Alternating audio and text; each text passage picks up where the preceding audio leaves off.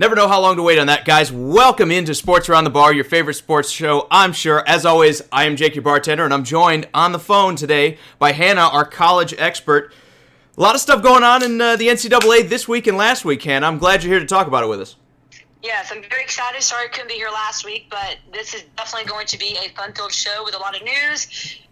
It's going to be a crazy week this weekend in sports. I think this may be probably one of the most interesting we've seen yet so far this college football season. I totally agree with you, and we're now getting into that stage where every game becomes just massive. I mean, you're to the point in the season where I don't think you can afford a loss anymore, no matter who you are. Early on, you can get away with those bad losses, like Wisconsin losing to Illinois is much better in Week 3 than it is in Week 8. So I think we're now in crunch time in college football. There are no more mistakes. There are no more gimmies. I think if these teams start to drop some of these games, you can kiss goodbye to a lot of playoff hope. So we're now getting into the much more interesting part of the season. Why don't we talk about one of those scares from last week? And Hannah, I'm going to let you go into this one first. Why don't we start by talking about Alabama? Before we do that, how you doing, Ian? Good to see you. I'm going to let you start. As the Alabama fan, how worried about that game were you? I mean, whenever you see your starting quarterback, nonetheless a Heisman hopeful quarterback go down and that magnitude, I mean, you're worried. I mean, you saw this happen last year. Of course, it's different ankle, but same injury, and you saw how it affected SEC championship. You saw how it affected the game against Clemson, the national championship game, and, you have to be worried. It's definitely not a comforting feeling knowing that you're really about to be at your brunt of the season. I mean, you have LSU and Auburn before you even get to the idea of an SEC championship. So it's very worrisome. When he went down, it wasn't – I mean, I knew something was wrong the way he was tackled. It wasn't something that, it was immediately he was on the ground writhing in pain. But once they called that timeout, you saw him limp to the sideline. I think Bryant Denny had never been that quiet. And so – I think it's very worrisome to see what's going to happen. I mean, there's a lot of people who are very hopeful he'll be able to return for the LSU game. And, that's the blessing in disguise is there is a bye week between Arkansas and LSU, so that is more of a comfort. Right. But still worrisome, not sure what it's going to have to do, but in a way, we'll dig deeper in this in a minute, but it's going to be a blessing for Alabama's running game as they're going to have to really rely on that, something they really haven't had to do all season. Were you concerned that the Vols might pull one out of the hat when Tua went down in that game? Or did you think Alabama would be able to outmuscle them at the end, kind of like they did? I mean, it was close for a while, but still, 35-13 is always a respectable win in college football. Yeah, I mean, it's definitely something that you had that, I guess, in your mind that there's a chance you're going to be able to come out and, especially in the second half and take over the reins of the game. But Alabama did what Alabama had to do, and I think that's what we're going to see again on Saturday. It's not going to be a high-scoring game. I don't think they'll cover the spread as well this week as they have in weeks past. But, when Tua went down and Mac Jones had to come in, it was just something that he's going to have to do next week as he did last week, which is just be a game manager. He doesn't have to be flashy. He needs to make the quick – I mean, his first series before he got sacked, of course, was a quick screen pass, and that to Jalen Waddle, and that's what he needs to do is just make easy passes, move the ball downfield, get the running game going, and Alabama's going to be fine. But last week, I think the defense really stepped up in the second half. Of course, you saw Trayvon Diggs with a 100-yard scoop and score. That's what this team's going to have to do. They're going to have to rely a lot more on their defense. The defense is going to have to show up, get 3 and outs, even hopefully get some special teams going there with some scoring opportunities. But as far as last week, wasn't really concerned. Not really concerned about this week either. I think Arkansas is the perfect team for Mac to have to get a starting position against. But definitely in 3 weeks, you're concerned. Even if Tua comes back, this is the thing. If Tua comes back, he's still not going to be 100%. Like, if he has to scramble, if he gets hit, if he gets sacked, I mean, what's going to happen? Is it going to make it worse? I mean, these type of injuries aren't something that I think people realize how serious they are. So it's just – there's just a lot in the air. I mean, it's not really just about Tua coming back. It's is he going to be healthy enough to play? And what's this going to look like this weekend for Alabama to perform as well as they can? It's also pretty important for his draft stock. Maybe Alabama gets to hang on to him for another year for the simple fact that, hey, going injured into the back half of the season, you've got some other good quarterbacks in this draft class. Maybe that's enough to convince him to stick around at Alabama, which I'm sure everyone down there that's a Crimson Tide fan would like to see that happen. I'm sure that makes Nick Saban's job much easier when your veteran, Heisman hopeful quarterback gets to come back for another season. Do you see that as a potential now with his ankle injury, or are you kind of assuming he comes back for the LSU game and everything goes back according to plan? I mean, I don't know. I like to think that he will come back 100% and, win the Heisman. That's always something you like to think about when you see a guy who, for 2 years now, has been one of the top runners for the Heisman. Of course, last year it didn't work out. This year has a chance to also lose to Oklahoma quarterback. But former Alabama one, too. Exactly, former Alabama one. I think what you have to look at is how consistent he is. And I think that's something that says a lot about his character and his work performance is, we're talking about a guy who, if he came back next year, would probably be once again, and, as long as he's Alabama, would once again be the front runner for the Heisman Trophy. And that just shows how consistent he is and how good he is. We see quarterbacks like Trevor Lawrence last year, who was in the running for the Heisman, of course, did not do well so far this year, right. Struggled a lot, but Tua has been consistent. And I think that's something that Alabama has not had in a quarterback before, was a truly good, consistent quarterback. Unfortunately, he's been injured, but for him to put up the numbers he's been putting up, even when he did the SEC Championship, it's still impressive to say, you know what, even if he's not 100%, he's still putting up really good numbers compared to other quarterbacks in the country who are not injured. Now, Ian's saying, man, he now hopes that USC can beat UCLA and make it a decent season. It's always great winning those rivalry games. I'm sure Tennessee was saying that. Like, seasons went off the rails, but man, if we could have pulled that out against Alabama, it's almost a good season at that point. Winning those big rivalry games are always huge for teams. I still think USC should be a little bit down in the dumps when you look at how weak the Pac-12 has been and you still haven't been able to at least be in the mix at times. I think they've got a lot of building to do to live up to their reputation because there's only so long you can live on that. I mean, Tennessee's won national championships, and look what happened to them. They went through that dearth of hiring bad coach after bad coach, and that just absolutely destroyed the program. USC's running out of time, in my opinion, to get that back on track and live up to the school's potential, because if they don't, you'll start losing recruits. Right now, you can sell we're a storied franchise, and, we can generate great talent. Guys like Sam Darnold go to the NFL. You can't do that forever. Eventually, you're going to have to compete in the Pac-12 if you want to keep landing big-time recruits, or your school's going to dip down into mediocrity. Also, Chris says that Tua will stay so he doesn't have to go play for Miami. What are your thoughts on that one, Hannah? Do you think his destination could impact that? I mean, for a guy like Tua, no. I think it's important to realize that Tua is the type of guy that if he's as good as I think he is, then he's going to get a shot. When you're a guy like Tua, I mean, ultimately this next draft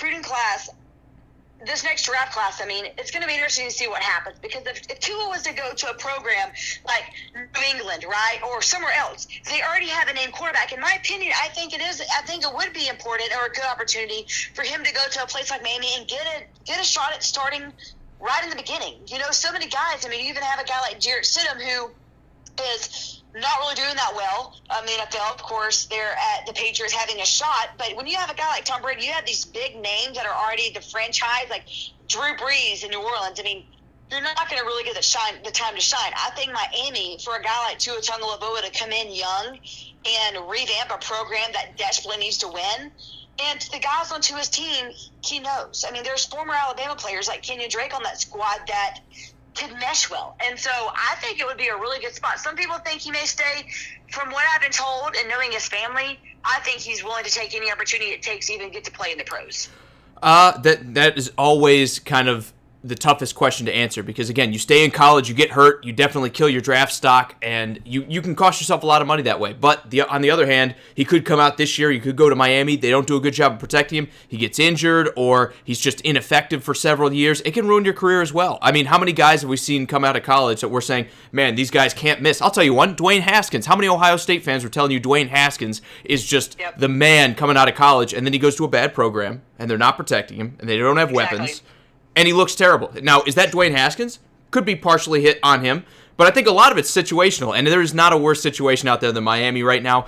If I am someone like Tua Tagovailoa and I'm going into the draft, maybe that extra year at Alabama is a lot more appealing to me than it is to go play for a bad franchise and have to turn around the Miami Dolphins, which, let's face it, has not been a well-run franchise for the past 15 years, right? I mean, since Dan Marino's left, it's been tough to be a Miami fan. They've had a couple of years, like they've gone to the playoffs. Ryan Tannehill looked good for a few minutes, but when you're not a good organization, it's really, really tough to just draft a quarterback and say he'll just turn this all around for us. You need to surround these young quarterbacks, especially with good talent. Miami doesn't have that right now.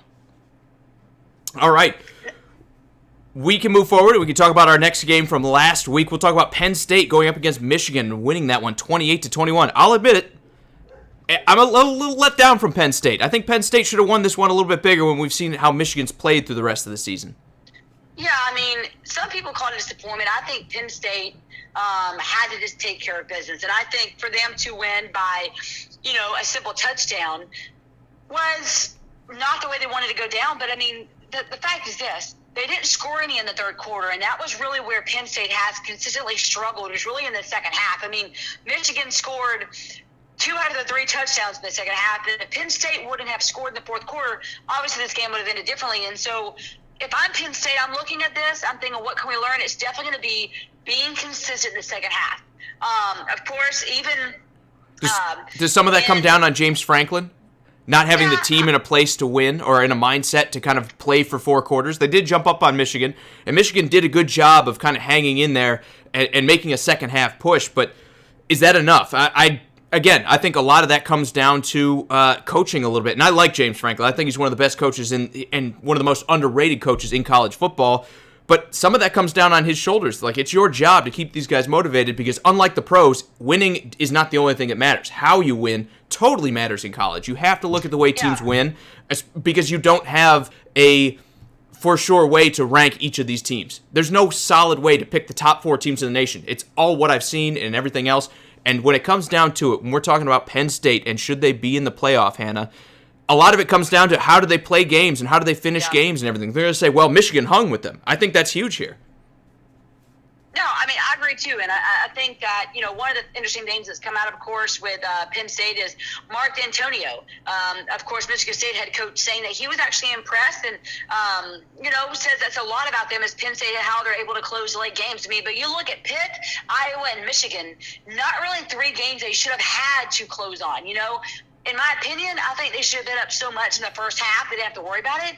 But at the same time, teams have to close, and that's one thing that separates Alabama from the rest, the fact that you have a guy like Tua go down, Mac Jones comes in, the team still finds a way to get the momentum. Whether or not it was intentional, to be set in that situation, people are saying that Penn State, of course, likes to have those close wins. That's just something that a lot of analysts are analyzing. But if I'm Penn State... Does anyone like close wins?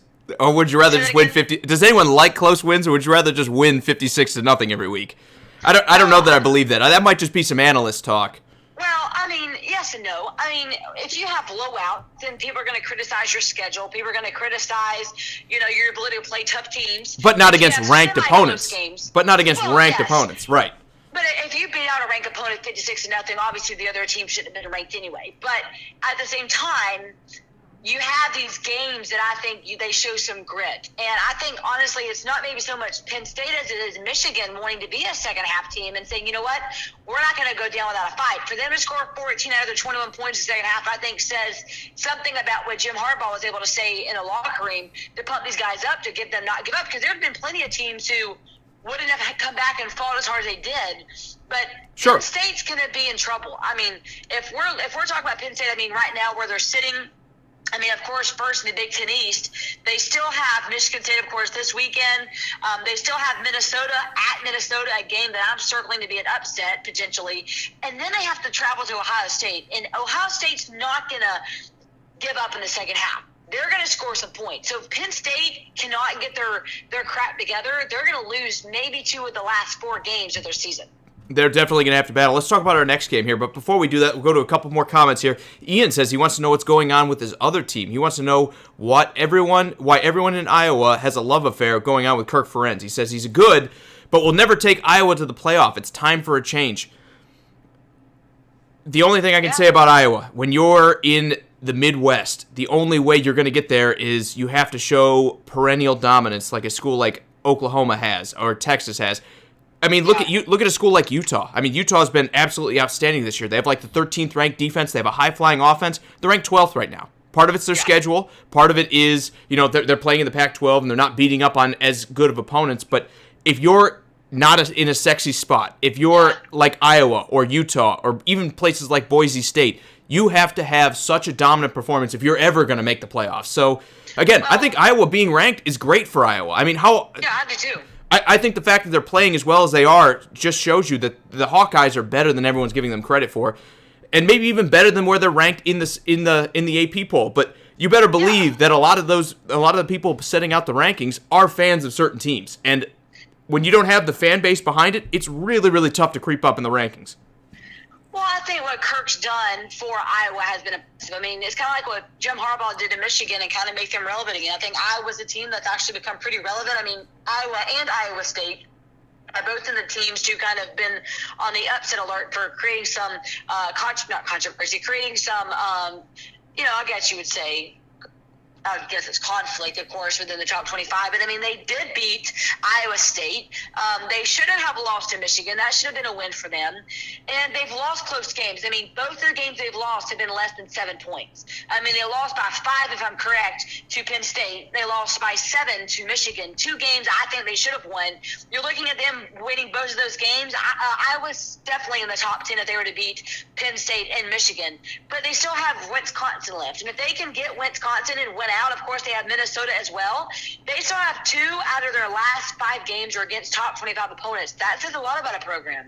And that also says a lot about that division, that conference that have, kind of evolved from being a mediocre conference to being something that is actually noting. And the Big Ten, I think, is becoming a conference that is actually becoming more consistently competitive each and every year, and that's going to be interesting to see what happens in a couple of years. I totally agree. I think we might be seeing a little bit of the dynamic change in football because for the past 20 it's been SEC and everybody else. When you talk about depth in the conference, for now, I still think the SEC is the toughest one, but the Big Ten has definitely closed the gap. Well, and part of that's going to be with recruiting. So when you get coaches like Jim Harbaugh that kind of get the attention and make kids want to go to the recruiting, and now with the transfer portal, it makes it even easier for them to get some big-name recruits. And so I think once you start seeing coaches who, and that's why I've been so on the high horse about North Carolina, because kids now know who Mac Brown is. He's still relevant in their minds for them to be like, you know what, I would love to play for him.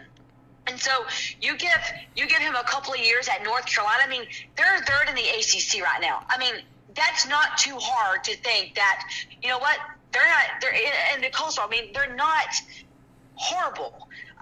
They're 3-4. I mean, it's not bad when you look at North Carolina. They had a tough game against Clemson. They should have lost to Appalachian State. I mean, they've been losing games. I mean, what was it, 43-41 in overtime against Virginia Tech? I mean, they've been a team reckoned with this year. What I'm saying is you give these programs the ability to recruit big names, then yes, we're going to see the Big Ten. I think Iowa may be a team in maybe 5, 6, 7 years that we're looking at the top dog in the Big Ten. Top dog might be tough. I mean, every time everyone predicts Ohio State to fall off, and they never seem to. So maybe. I won't rule anything out. Things change all the time, but they are definitely a solid program, I'd say. But the hardest jump is from good to great, right? The hardest jump is to go from we're winning 7 or 8 or 9 games every season to going to 11 wins, and we can challenge Ohio State, and we can challenge Michigan and Penn State. At least when it comes to Iowa, Ian, and he says the losses were because of conservative coaching. Sometimes you just need to have that sustained success for a while. Like next season, I want to see him in the rankings. The season after that, I want to see him in the rankings because when you're consistently ranked like that, you'll start to recruit a lot better. And this goes right back to your point, Hannah. A lot of it comes down to recruiting. Obviously, coaching helps that. When you have a big-name coach, you help land recruits. You have to convince people to go out to Iowa to go to college when they could go to USC and they can go live in California in the middle of LA. You got to convince them that they need to go there instead of Alabama, where that's had just a huge program that's been dominant for years, or Clemson, or Oklahoma, or take your pick. For Iowa to do that, you need to consistently rank in the top 25. And this has been a good year, but we need to see them build on that.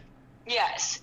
And that's something you give them a couple more years, because what's going to happen. And hi, Frank. How you doing? Opinion, you look at Ohio State, it's going to be a lot easier, I think, pressure-wise, to get a good coach at Iowa than it is at Ohio State. And the reason I say that is because Nick Saban has shown – because, honestly, let's just be honest. When Nick Saban came to Alabama wasn't a school that a lot of people wanted to coach at, right? I mean, at this point, Florida was really good. I mean, Georgia with Mark Richt was really good. I mean, there were other. USC was amazing with Pete Carroll. Alabama was not the top dog. Nick Saban made it that.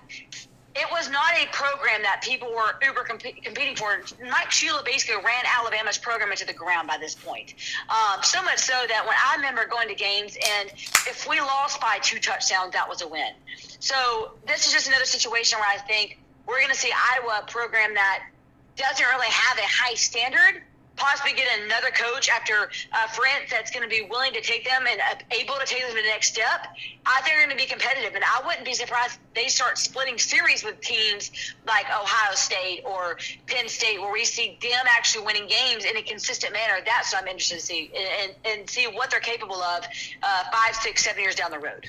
I agree with you. Also, Ian says Ohio State are the Patriots of the Big Ten, as in they don't play anybody usually, and they usually have a good record. I agree with you in that. The only difference, Patriots don't seem to always drop bad games to people. Ohio State has. I want to see if this coaching staff with Ryan Day at the helm can keep this team rolling through all of the entire rest of the schedule, because if you look at the rest of it, they have Wisconsin this week. That's a big game. Then they get 2 easier ones going up against Maryland and Rutgers after that.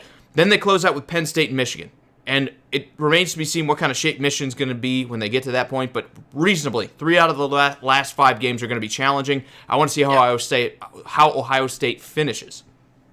And we appreciate it, man. I hope you're right, too, because I like to see change in college football. And when I'm looking at Iowa being in the rankings consistently for these past 4, 5, 6 weeks, whatever it's been, I like it, man. I like to see schools rise and schools fall. I don't want to see the same 6 teams at the top and everybody else just kind of like fighting over the scraps after that. So hopefully Iowa can build on their program.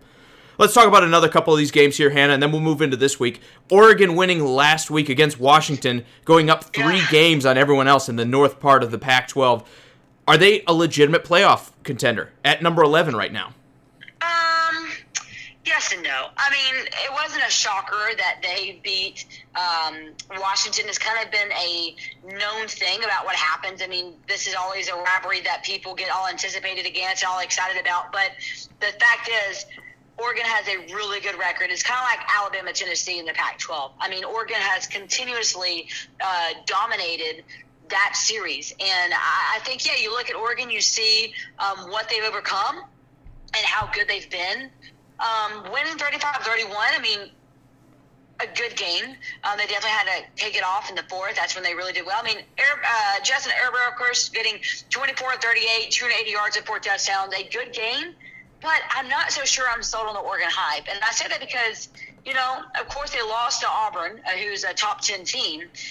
They put up big numbers, of course, against Nevada, but they only won by 32 points against Montana. Well, it's still 32, right? There is such a thing as taking your foot off the gas. What I'm saying is, yes. Yeah. Oregon only lost, won by 10 against Cal. They did well against Colorado, but this is where the brunt of their game's going to be. If they can possibly win out, I don't think they're going to be a playoff team. I think they're going to get a good bowl game. They'll be Washington State at home. They'll be Arizona at home. I think there's a chance they lose to USC on the road. And then their last 2 games, of course, right now in the top 25, Arizona State on the road, and then, of course, they end their season at home hosting Oregon State, their big rival of the year. Let's say Oregon was to run out. I don't think if they went out, they would go to the playoff. I just don't. I don't think right now anyone in the Pac-12 is good enough or has been dominated consistently enough for them to be like, you know what, they deserve to be in the playoff. Because, right now you look at your top dogs in the SEC, ACC, even Big Ten. I just don't see right now, as of this week, I don't see Oregon making it to the playoff. But in a couple of weeks, it could be that Alabama's lost a game to LSU, Ohio State's lost a game. Then you see, okay, well, Oregon lost their game the very first week in the year, haven't lost again. Then that's another conversation. But if it was to be right now, then absolutely not. I don't think Oregon's good enough to be in the playoff. But there's still a lot of football to be played. I agree with you there. I do think they're playoff threats. And the reason I'll say that is because the Pac-12 has been snubbed recently to get in there. And I think that kind of plays in the committee's mind, too. I think they're going to consider that. They're going to say, man, we have not had a Pac-12 representative here. If their only loss, if they can win out and they go to the Pac-12, win the championship, and can go into that, and we've seen a couple losses ahead of them, I think they're going to be there. I think they also have to find a way to beat Utah. If they can't do that, it'll be one of those two. I think one of those two, if they can win out and win the Pac-12 championship, might sneak their way into the playoff, because the committee will be looking at it and saying, you know what, there's a lot of people out there in the West Coast that like to root for a West Coast team. We haven't had them recently. We snubbed them last year, especially. Can we go with a team like Oregon that's only lost to Auburn, who is a good team, in the first week of the season and gone undefeated until then, conference champion? Can we snub them again? I think Oregon gets in at that point, even though I'm with you that they don't play as tough of a schedule as other people do. Brian says Notre Dame always gets a pass being in no conference. Real quick, Hannah, do you agree with that or do you not?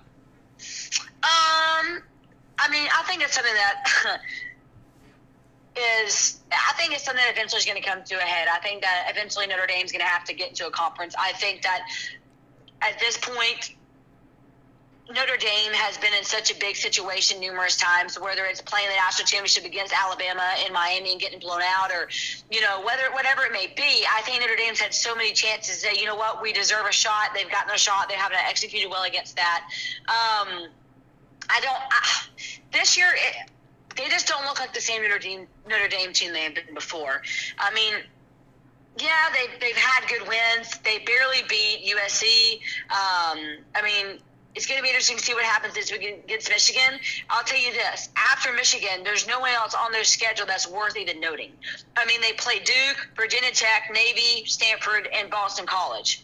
If they go undefeated, they deserve to get in? I don't know. If they go undefeated the rest of the year, they lost to Georgia. I don't know that, to me, that they're that good to say we deserve to be in the playoff. I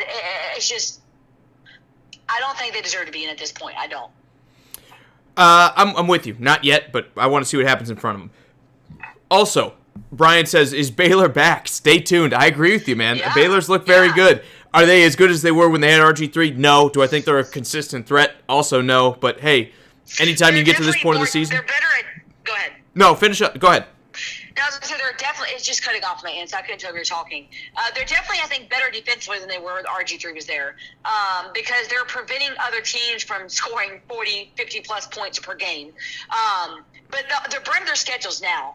They're going to play Oklahoma, TCU, Texas, and then honestly, Baylor having to go to Kansas for the last game of the season is going to be big, because we know Kansas has been putting up some really big fights there against some of their opponents. So if Baylor can win, if they just lose to Oklahoma and win the rest of their games, then I think we're going to be talking about Baylor being in a really good position next year to win the Big 12 altogether. I think that Baylor is back in a better way, in a different way than RG3, but I'm definitely impressed with what I've seen with Baylor so far this year. I agree. I'm going to go a little bit of rapid fire here if you're ready. Sonny, okay. Drew takes Wednesdays off. He doesn't do college football with us, but he will be back in studio on Friday to talk pro football with you, and hopefully me too. Hopefully he kind of talks to me while he's here. Also, Sonny says he's a Bama fan, and he does wish that they would add 2 more teams to the playoff. Let me say this. I have been in favor for adding 16 teams to the playoff and shortening the actual regular season for college football. I'm with you. We need more. I think most college fans agree that a 4-team playoff isn't significant or isn't enough to really get a feel for who the best team in college football is in a given year. Hannah, we've talked about it a little bit. Do you want to give your opinion? Do they need more teams in the playoff? Yes and no. I see both sides. I'm saying, yeah, baby, more football's always great for me. Well, yes and no. I've had a really good conversation with, actually, when I was on Radio Row 2 years ago, that's the media day, some of the playoff committee guys that are part of this, decision, came and spoke, and I had a really good sit-down conversation with them, and we kind of broke down the schedule, and I said, what would this mean? And it would basically mean that the Iron Bowl would no longer be existent, and the conference championships would not be as defining as they are now. And that's because if you're adding 2 more teams, it's going to spread out the season a little bit more, because they can't – it's not like basketball, where, because they're not going to – the thing is, people think it's going to be this one long week event. It's not. It's going to be a 3 to 4 week showdown, to where, you have one weekend, you have the semifinals, the next week you have the national championship. They're going to be adding 2 more games. They wouldn't do 2, they would be 4. That's been the conversation, is not adding just 2 more teams. It would be 8. So do I think that's a positive? Maybe. But I think it would definitely shake up how important it is for beginning of the season matchup. So getting really good teams, scheduling really hard opponents week 1 and week 2, but also it kind of takes away, I think, the magnitude of like an Iron Bowl or an Apple Cup that are so dependent sometimes on who's going to be the SEC West champion or the Pac-12. So, I mean, I see both sides, but, I mean, I'm one of those people who's like, if it's not broken, don't fix it. And right now, I don't think it's too broken. If it's in 2 or 3 more years, we're seeing the same teams and yet open it up. But everyone has a fair shot week 1 to get into the playoff. Fair. Does Northern Alabama or North Texas have the same chance that other teams do? No, but I get you. Within reason, they do. The other thing I'll say is it hurts the small schools. Money games are definitely what keeps a lot of these programs afloat, because are you going to watch an MTSU game week in and week out? No, because I've been to those games. I can tell you almost nobody goes to them. So these money games and adding teams to a college football playoff will shrink up some of the money games, and it hurts the smaller programs. Maybe you can say that that's a bad thing. I don't necessarily know that that's a bad thing, that those smaller schools need to get more competitive to survive. What I will say is, do I think I see them moving to 8 games? Eventually, yes. More than that, probably not. Even though I would say get aggressive with it and have a bigger tournament. A lot of them, I really don't see the NCAA really that interested in changing the way they do their playoff. A couple more of these comments, and then we'll move on to this week here. Ian says, trivia question: what is the only public state university not to have its state's name, a la Ohio State, Colorado State, Montana State? Let me think here really quick. It could be New Jersey, because what do they have? They have Rutgers. I don't know if there's a New Jersey State. It could also be Rhode Island, right? They have Brown out there in Rhode Island? I don't think they have anything else. I don't think there's a Rhode Island State. I'm going to say Rhode Island. I'll gamble here, Ian. Let us know what's the answer to that question. What about Hawaii? Well, they have Hawaii, right?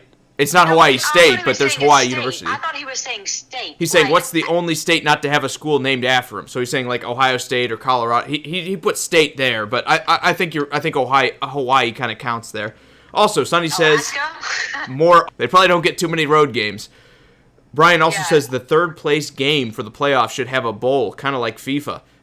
That would be interesting to see for me, but again, how much strain do you want these college players to go through when a lot of them are going to be thinking about their pro career afterward? You don't want to go and get hurt in like the third, maybe 70 programs, 80 programs? Yeah. I mean, even the mid-range FBS teams need some of those money games to survive. And it's not just that, it's also for injury prevention for some of these teams like Alabama. I mean, it's a perfect example right now with Tua Tagovailoa. These smaller games coming up in a couple of weeks is going to be very important for Alabama. And it's not just about making money, it's also about getting reps for some especially Talia Tagovailoa, who there's a chance we'll see on Saturday come into the game. For Talia to get some reps in some smaller games is going to be crucial, because let's just be honest, if Alabama drops ball games and play the Iron Bowl, that's going to create a lot more injuries. If you're going to tell me that Alabama goes to the Iron Bowl, then the next week starts the playoff, that's a lot. Because, I mean, even right now they get 2 weeks between the SEC championship. So take away a week of that and take away one of the smaller teams that are really just there kind of as cushion. It's going to change a lot in football, and it's going to create a lot more injuries, I think. That's why you see so many teams even play cupcake teams, is to give their team a little bit of a rest, but also kind of like a scrimmage. Yeah, it's a bit of a preseason before the actual season, even though we're starting to see a shift towards we want to have good games in week 1 and week 2 and week 3, which I think is important too. No one wants to wait 4 weeks, kind of like you do for the pros, where your school is beating up on somebody who doesn't deserve to be there. Now, it turns out I was right. It was New Jersey with Rutgers. Well, I didn't hear the question right because I can't see comments, so I didn't know what you exactly said. I thought you said what. Is there a Rhode Island state? I haven't heard of Rhode Island, but maybe I'll trust you here, Ian. I'll trust you. There's probably a Rhode Island state that maybe they don't have a football team, and I've never heard of them before. I was willing to bet on Rhode Island too. I don't know. But that's okay. That's definitely okay. Why don't we move forward and talk about the games going on this week? Is there one you're circling on your calendar? What's the game to watch? There's several of them. I mean, I think Alabama-Arkansas is going to be a game to watch just because it's going to answer a lot of questions. What's Alabama capable of doing without Tua Tagovailoa? I think Ohio State-Wisconsin is going to be one to watch. I wouldn't be surprised, honestly, if Wisconsin was able to somehow win this game. I mean, coming in here 6-1, losing a game They should not have lost to Illinois. This team's going to be coming in fired up. Ohio State, this is about the time of the year when they consistently get a little arrogant and lose games. So I'm circling Wisconsin, Ohio State. Another game to watch. But it's not this week, right? It's not this week that Ohio State trips up. It's always like next week when they play Maryland or Rutgers or something like that. Yeah. But it's definitely a great game. Happen. Yeah, definitely going to be a great game. You have to tune in for that one. To me, that's almost the game of the week because Ohio State still has not played the toughest teams on their schedule like Penn State and Wisconsin and Michigan yet. I think Wisconsin's the first like legit test we're going to see for Ohio State. If they're going to drop one, maybe it's now. Maybe this is the week. So that's the one I've got highlighted here. But we'll talk about some of those. Let's start with that game. Hannah, are you picking the upset? Can you say Wisconsin pulls it out? Yeah, I mean, I think Wisconsin's going to win this. I think it's not going to be a big blowout, but I think that the fact that Wisconsin just lost a game they shouldn't have had, they shouldn't have lost. And there's several things that's going to be a key factor here. Can they sustain drives? I think that's going to be one thing is they've done a really good job on time of possession. When you look at the games they've had the ball more this year, time of possession they had the last 2 years combined. So that's an impressive stat that I think a lot of people aren't, realizing. I think if they can control the line of scrimmage and honestly just get some good drives against Ohio State and get the momentum early, I think it's going to be very encouraging. And let's be honest, Ohio State's defense sucks. I mean, if I'm right, they're number 65 or 66 in the country right now with passing offense, and their defense though has really let a lot of things happen they should have happened. And so I just think with Wisconsin coming into this, I think it's going to be interesting to see. I think Wisconsin has the defense to be able to stop Ohio State in a way they haven't been able to stop before. I don't know. I'm just, my gut just says upset. So I've learned that if I fight against my gut, I'm always wrong. So I'm just going to go with my gut here and say, because I went with my gut against North Carolina and Clemson. They didn't obviously win in my favor, but it was still a good game. So I'm going to say Wisconsin wins this maybe by 7, maybe even a field goal. But yeah, I think Wisconsin does stun Ohio State at home. And now Ian says the state of Rhode Island has the University of Rhode Island Rams. I've never heard of them. Ian, tell me You've never heard of them? No, I've never heard of them. Really cool blue. They look like North Carolina. Tell me you didn't have to Google that though. Tell me that came off the top of your head. I ain't buying it, Ian. I ain't buying it. You used Google. You cheated. Also, yes, I've never heard of the state of ball. But see, I thought he was saying what I thought you were asking is what state doesn't have like an Arizona State or Alabama State or Georgia State.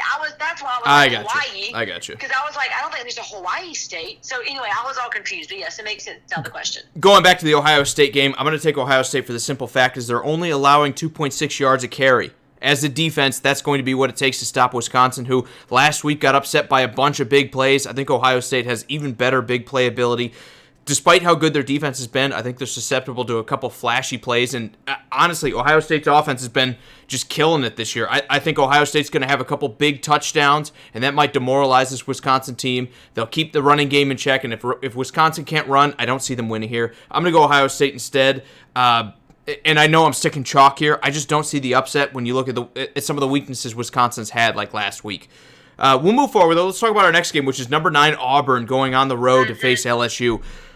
Another bit, it doesn't get any easier in the SEC. Every week seems like it's a challenge. Can LSU go into this game at home in Auburn and hang on to their number 2 spot, or are we in for another upset? I don't think that Bo Nix, I mean, yeah, he had good plays, yeah. But he hasn't been consistent enough, in my opinion, to be like he's going to be able to go in Death Valley and have a big showdown. I don't see them winning this game. I think it's going to be a closer game than some people think, but I think LSU wins this. Not big, not by a big margin nonetheless, but I still think that LSU with Joe Burrow has a talent. I don't think Auburn's defense can stop the dominance that Joe Burrow has. I mean, there's a reason he's in the Heisman talk. The kid's done an impressive job. He's been compared a lot to Peyton Manning when he was in school. So I do think LSU gets it done, but it's going to be a really big showdown. It's an important showdown in the West, nonetheless, because both teams still have to face Alabama later in November. To me, this is one of those games that if Auburn loses, they don't have a chance at making the playoff here, whereas LSU, I think, could still afford a loss, go in, beat Alabama, sneak their way into the Western Conference, or for the SEC West to get into the conference championship, and win that game, and they can still make the playoff. I think Hungry Dog is going to show up here, but I still don't think it's going to be enough. I think when you look at Auburn's offensive line, they've kind of crumbled against elite kind of teams that they've had to match up with at this point here. I don't think they're going to be able to go up against an elite defense like LSU has and hold out for an entire 60 minutes. I think this game is going to be LSU in a close one, but I think it's going to be a battle all the way to the end. I understand Bo Nix versus Joe Burrow. Everyone's talking about that and who's going to be the better young quarterback to come out and make an impression. But I think this comes down to some other positions. I think LSU's defense is just going to eat up this offensive line out of Auburn, and that'll be the difference here. I think this is going to be like 28 to 26. It's going to stay pretty close. Auburn's going to hang in there maybe the entire game, but I think LSU closes it out and is still going to be my favorite with Tua being banged up to win the West this year. Say that again. Say that last part. I like LSU to win this one and the West if Tua stays banged up for the SEC. And I mean, Auburn also doesn't have Whitlow in, their star running back. So I think that's the thing that people are forgetting is that they rely on their running game. And for them to have Whitlow still out against LSU, it's going to be a hard game. So yeah, I agree. I think it's going to be good. And LSU's a good team. LSU is a very dominant team, and I think it's probably one of the best LSU squads all around that we've seen the last decade. I mean, yeah, we've seen LSU be able to have good offenses or good defenses, but it's very rare for them LSU to have both at one time. And I think we're finally seeing an LSU squad who is both dominant on offense and defense. And so I'm excited about this one. It's going to be a huge matchup, but I do think LSU's on top. I think even more than that, this is the first time we've seen LSU be able to throw the ball since, Zach Mettenberger and Jarvis Landry were there, and even that wasn't the best thing every week. Joe Burrow and this passing offense look legit. I think this is the first time we've said they have a legitimate passing attack in LSU for, I don't know how long. It's been a long time. So I'll give them credit. They have been my surprise for the season for a team that I was not giving the credit to be this good of a passing offense as they have been. I mean, they've always been able to run, right? Going back to Leonard Fournette, everyone before that. This has been the first time we've seen them absolutely dominate through the air, and that might be the missing piece here that maybe LSU can make a run and win a championship this year. Yep, I agree. Couple more comments here. Brian says Penn State's defense is legit. He saw a meme saying they were under 8.2 points or so allowed, but they don't face the Sooners offense. That is true, but they are going to have Ohio State coming up here. The Big Ten is better than it's been. Penn State plays good defense, but they're not scoring enough points to where you look at this team and say they're truly elite. Because when you play an elite team, kind of like the Sooners, kind of like LSU or Alabama, eventually you're going to have to score. That's my biggest worry for Penn State is now that Saquon Barkley is gone, what are you going to do to put up a bunch of points on other teams and keep the ball in your possession versus in theirs? I haven't seen that yet. That's why I still think that even though they're highly ranked, they're probably a team that doesn't stand the test of time here. Well, we'll talk about them in just a sec. Couple more. Jacob, good to see you, man. Thanks for coming in. Ian also said he Googled the nickname of the Rhode Island Rams. The Rhode Island Rams. I knew you had to Google the nickname, so I was right. You didn't know who they were. Props to you for knowing there was a Rhode Island state, though. I had no idea. Brian also said, us Oklahomans, I hope I pronounced that right, miss Nebraska, but not Colorado, and welcome West Virginia and TCU. Blah. I understand, but Oklahoma basically has a cakewalk if you look at their schedule all the way up until their last game where they face, I don't even remember who it was, but they have pretty much an easy schedule. Oklahoma needs to find their way into the playoff again this year, and then we can talk about them putting a defense together and actually winning one of these championships instead of just showing up here. Jacob says the Buckeyes are a dominant team on offense and defense. Yes, but that hasn't changed, right? They've always been dominant, and they've always seemed to go into games like Purdue and Indiana sometimes and just drop these games. So my question is, can we see a dominant Ohio State for 12 weeks, or are they going to lose to Maryland or to Rutgers or to Wisconsin or maybe Penn State or Michigan here? Can they finish the season truly at the top of their game and go into one of these bowls as like a legitimate favorite? Are you talking about Ohio State or Oklahoma? Ohio State here. Shifty gears, sorry. I mean, yes. I mean, I'll be honest with you. I think this Ohio State team's a lot better than we've seen before under Urban Meyer. I think this Ohio State team is wanting to prove that, listen, they can actually be a good team. The reason I don't think they'll be able to do that is because they just historically have always seemed to lose a game this time of year. Right.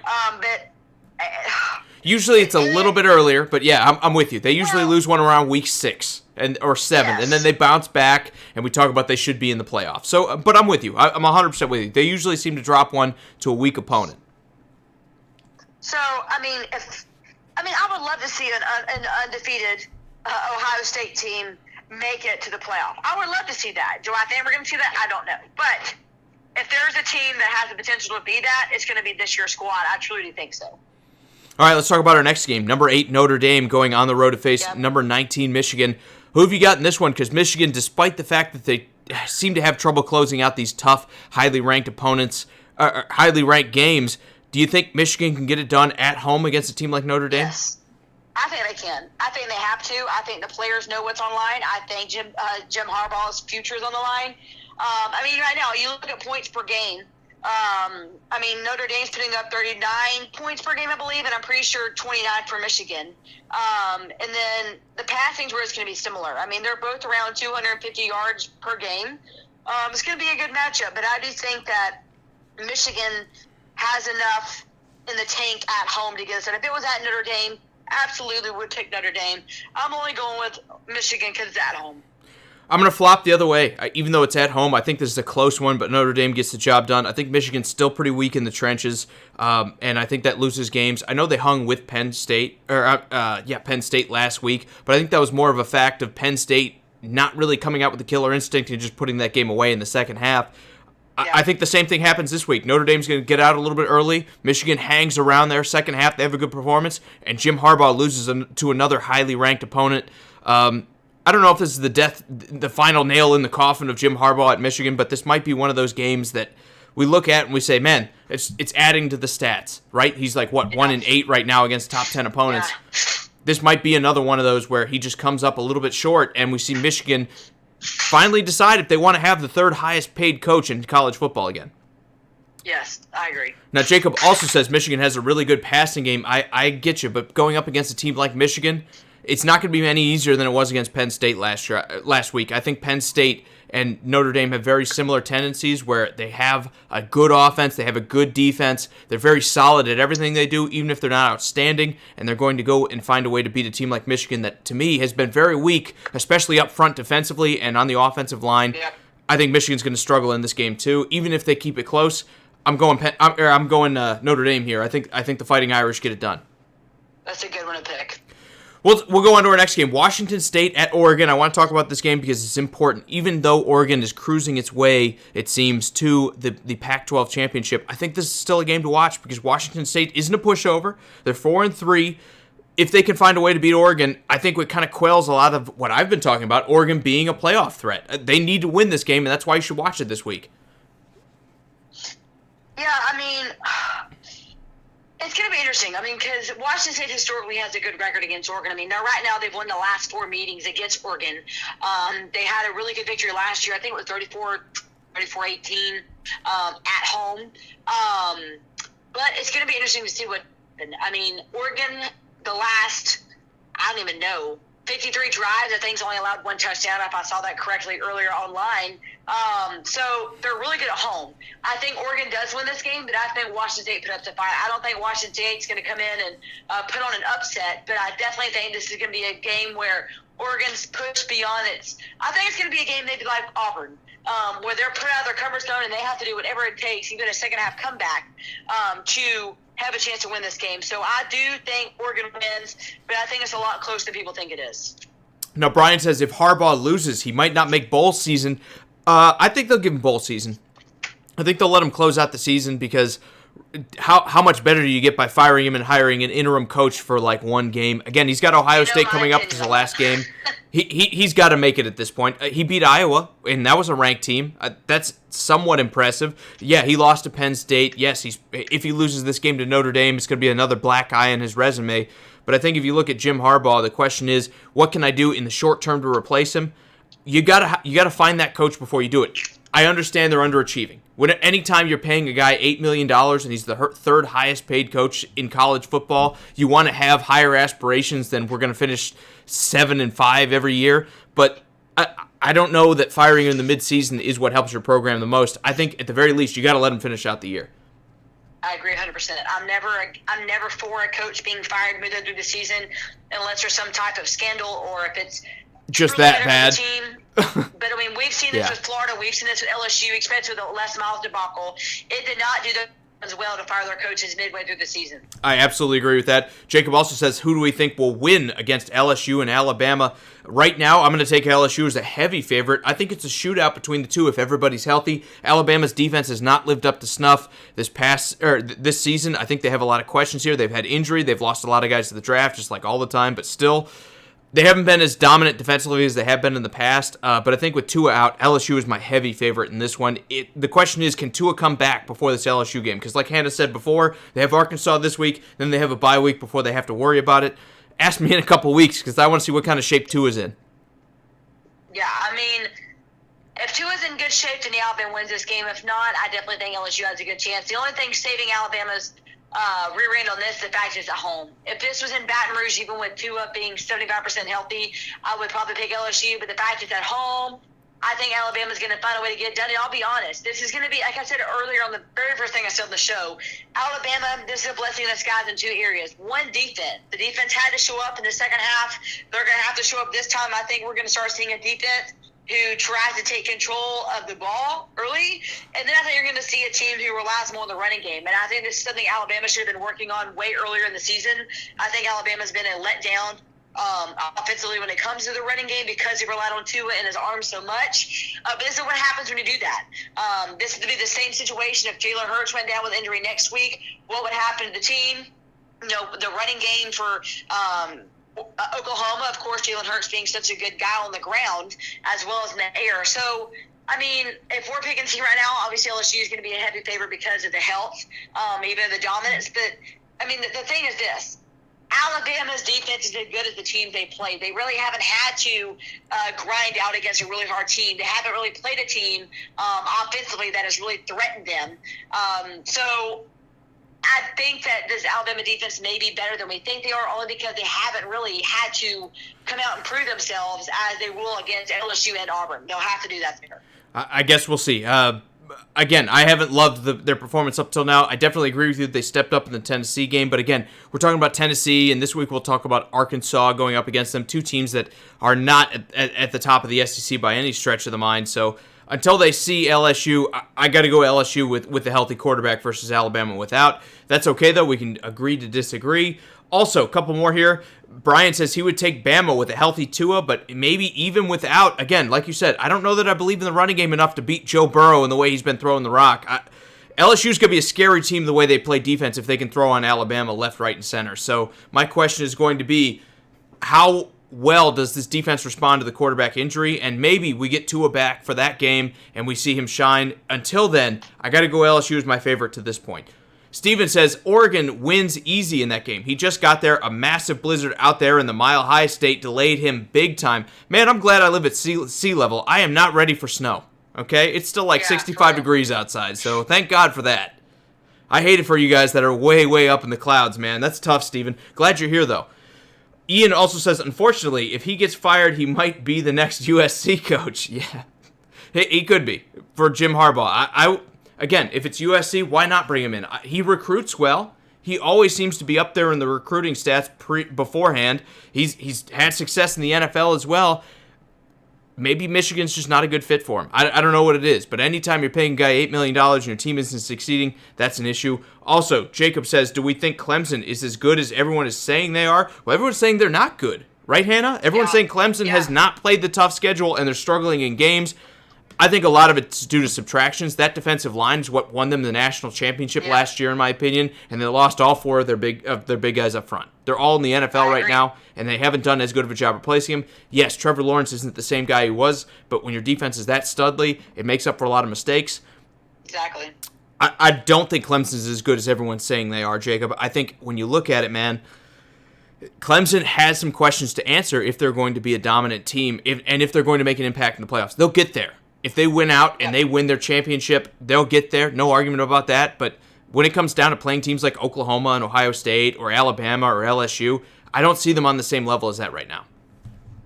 All right. I agree. Ian also says there's 100 in Anaheim. Man, weather's going crazy right now. Brian also says Trevor Lawrence passes the eye test, but they just play inconsistent. He was great last season. Again, he was a true freshman or maybe a redshirt freshman. I'm not sure. True freshman last year. Things change. You losing guys, not every program bounces back from. And I think the biggest loss, like I said, has been on the defensive front. That's what won them a national championship. They were so good at frustrating everybody they played. Notre Dame scored 3 points against them. They frustrated Alabama. That defensive front was just absolutely dominant, and 4 out of 4 of those guys left to go on to the NFL. So, again, not everyone can be Alabama, and everything's okay when we lose like 10 starters every season. So, I'll give you that. And Jacob wants to know, do we think Clemson will make the playoffs? Yes, because the ACC is very soft, and all they have to do is win their championship, and they're in. Yeah, totally agree with you there. We'll move on to our next game. We have 2 more to go. Number 6, Penn State at Michigan State. I think this one's important because Michigan State, even though they're an inconsistent team, has dominated Penn State in the past. James Franklin has not matched up really well against them. Hannah, do you believe in any of that gamesmanship? Do you believe in like a coach struggling against a certain team, or is that just kind of an air fact that we throw out there? Because right now James Franklin's 1-4 against Michigan State. Both. At this point, I mean, I think this is definitely going to be a year where that can be broken. I think Penn State has a really good chance to win this game. Do I think it's a thing? Yeah. I mean, there's a reason why Nick Saban's undefeated against his, you look at all of the teams he's played, former head coaches in the conference. I mean, you come into some of these games, I think there's a little bit of like self-sabotage that the coaches have when they're playing Saban. I think some of them are like, crap, like we're having to play Saban, I can't beat him. A game like this. But is James Franklin saying that about Michigan State? No. I think that comes a lot with the team and the errors that they made before. I mean, some of those games that we've seen Penn State play, they did not play up to their potential. They did not play the type of football they should have played. I think it's just going to be different. And I think we're going to have a really big shot of seeing Penn State really put up some impressive numbers. Now, Paul, good to see you, man, says the Minnesota Gophers are doing awesome. I agree, man. It's been a great season for them. When you look at Minnesota, it's not the sexiest team. I kind of talked about this with Iowa. You want to see progress every season. You want to see them have a good season this year, and then maybe next year they find their way into like 23 in the rankings, and then next year they get to 18, and you start to get that ball rolling with the recruits, because that's the way, if you're a mid-range program, to go from decent to good and then eventually to great, is you need to have a little bit of sustained success. So yes, it's been a good showing from them, but I want to see Minnesota kind of continue here, Paul, and that's the biggest thing. Is it a one-off, and do we go back to where we were before, or can we find a way to make some inroads and start getting better recruits and build this program up? So great start. Show me 2 or 3 years from now what Minnesota looks like, and we'll talk about them. Couple more comments here. Jacob says he thinks Penn State will win, but he thinks they will barely win it. It could be a tough one. I'm going to go Penn State here. The reason I want to talk about this is because James Franklin has struggled. I got to believe in him. At this point, I got to believe in Penn State. I like James Franklin. I like what he's done. He's lost his star player in Saquon Barkley, the guy that when they had their best kind of run and they kind of got snubbed for the playoffs with Saquon Barkley there, and now he's making waves in the NFL. I like to see him respond in the way that they have, and they're sitting at number 6 right now. So I want to believe it's coaching. I want to believe it's this team is good more than it was. They got a star player and just kind of rode him into the sunset. So I hope they win this one, but it's something to look at, especially when you're talking about a coach being 1-4 against a team. So that's definitely a game to watch this week. I agree. Brian says, is it at Penn State? Hugh, he said, whew, they'd want to make a beat-down statement. This one is actually on the road at Michigan State, which is to me is even more important and buys you some leniency. I don't mind playing this road game because Michigan State's not been very good. They've been definitely hugely inconsistent and bad at times. If you get this win and it's huge, everyone's going to say, man, way to get over the hump, way to beat the team that's frustrated you. If you win and it's close, you can say, well, we struggled against this team. He was on the road. It's almost a rivalry when you talk about these teams all being good in the Big Ten. I think this is all working in Penn State's favor. Because college football is all about narratives. And this, to me, playing on the road is good. If you play this one at home and you don't blow them out, everyone's going to say, man, is Penn State really that good? So I like this one being on the road. I'm with you. Finally, let's talk about our last game, Cal versus at number 12, Utah. And the reason I talk about this game, and the reason you need to watch it, is the same reason I'm telling you to watch the Oregon game, because even though Cal has been massively inconsistent, they've had some decent games, and I also think that going up against number 12, Utah, that has such a dominant defense and a dominant offense, if they want to sneak into the playoffs, and they want to be what teams like Iowa and Minnesota and teams that we were talking about before in the show want to aspire to be, they need a dominant win here. No, I agree. It's going to be interesting to to see what happens here in this matchup. There's a lot of history, of course, with this program as well.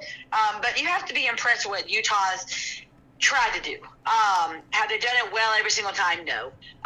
But I think Utah has been a program that has put up some good numbers. Of course, beating Arizona State, which was a top 25 team, beating Oregon State the way they did. Of course, they beat Washington State, who we talked about a minute ago. Only team they've lost to is USC, a team they really shouldn't have lost against. And there was a lot of, team drama late September that kind of caused that to erupt. They, of course, regained composure the last 3 games. I think Utah takes care of business, especially since it's at home. But I do agree, Cal's a team right now, 4-3, that desperately needs a good win. If they can get a good road win, then it's going to put them in a lot better place than if they were to lose this game. I think if they win this game, then Cal has a chance to win the rest of their schedule. It's going to be interesting to see, but I definitely think Utah wins this game. I think it's going to be a little closer than people think, but this is definitely one to watch in the Pac-12 nonetheless. All right, Hannah, final thoughts here. What are you watching this week that might change college football and flip it on its head? Watching to see how Penn State plays. That's going to be a big one to watch. Seeing if Notre Dame can win. If Notre Dame wins, it's going to be a continual conversation whether or not they deserve to be in the playoff, not being in a conference. What Alabama's going to be able to do with Mac Jones in case Tua Tagovailoa does not come back. If Mac can have a good game, even if it means running the ball, being consistent, that gives people a little bit more comfort. And then, of course, LSU and Auburn. What are these two teams looking like? Both a lot on the road to say. Of course, Auburn has to win this to have a chance to make it to the playoff. If they lose, they're out. LSU, if they win this, beat Alabama, you're looking at the West champ. So a lot on that game, probably one of the biggest games to watch. And, of course, last but not least, Ohio State. Are they going to lose to Wisconsin? Or are they going to be a team that finally proves that they can go undefeated and have a really good shot at being in the playoff by winning this game? You going to leave me any final thoughts? I guess not. I guess not. That's okay. I was going to talk about LSU. You're on the hot seat now. This is a number 9 opponent again. Hey, maybe Alabama struggles with that too against Arkansas. You get to be number 1 if you can go and put it on Auburn. I want to see what LSU can do at home here because this is a massive game. They need to win this one. They need to make a statement. That's what I'm watching this week first and foremost. That's my game of the week. So for Sports Around the Bar, I got some special thanks here, and we'll get out of here. I want to thank Frank, Ian, Chris, Paul, Brian, Jacob, Steven, Sonny, Russell, and Jeremy. I saw you sneak in here, guys. Thank you so much. It's been a fun show. We're glad you stuck around for us. College football is getting down to the nitty-gritty. We appreciate you coming in and talking with us. So for Sports Around the Bar, as always, I am Jake. This is Hannah. And Hannah, I'm going to let you say goodbye. Any final thoughts? No, I think we're doing well. It's going to be a big week in college football. I think it's going to be a very interesting week for numerous reasons, but don't overlook this week. Don't think this is just going to be an easy week for teams. I think there's going to be quite a few upsets, and I'm excited to watch them happen. And as always, guys, we will be back on Friday to talk pro football and everything coming up in week, 7, 8? I think it's 8. So for Sports Around the Bar, as always, I am Jake. This is Hannah. We will see you guys on Friday. Have a good weekend, or have a good rest of the week. I don't know. Time has no meaning to me anymore. See you later.